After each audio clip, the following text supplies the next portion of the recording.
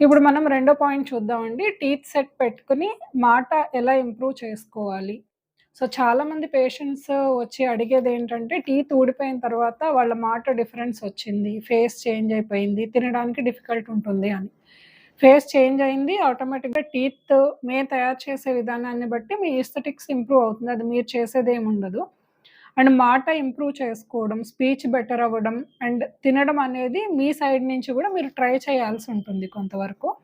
So, మాట improve అవ్వాలి అంటే ఇనీషియల్‌గా ఫస్ట్ డే ఇచ్చినప్పటి నుంచి గూడా మీరు టీత్ సెట్ నోట్లో పెట్టుకొని మాట్లాడుతూనే ఉండాలి. బయటకెళ్ళి మాట్లాడడానికి ఇబ్బందిగా ఉందనుకోండి, అంటే అది జారి పడిపోతుందో, చూసేవాళ్ళు బాగోదని ఏదైనా కామెంట్ చేస్తారనుకుంటే ఇంట్లో ఉండైనా బుక్ రీడ్ చేసైనా గూడా స్లోగా మీరెంత టైం దానికి స్పెండ్ చేస్తే మీరు మాట్లాడే వాయిస్ మీకు ఇంతకుముందు టీత్ ఉన్నప్పుడు ఎలా ఉందో దానిలాగా నార్మల్‌గా వచ్చేస్తుంది.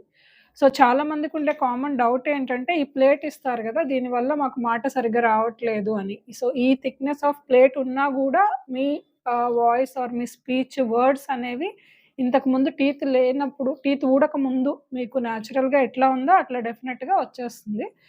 బట్ మీరు ఇచ్చిన ఫస్ట్ డే నుంచి గూడా ప్రాక్టీస్ చేయాల్సిన విషయం అయితే మాట్లాడడానికే ప్రాక్టీస్ చేయాలి. ఫుడ్ చూయింగ్ కన్నా ముందు మాట్లాడడమే ఇంప్రూవ్ చేసుకోవాలి.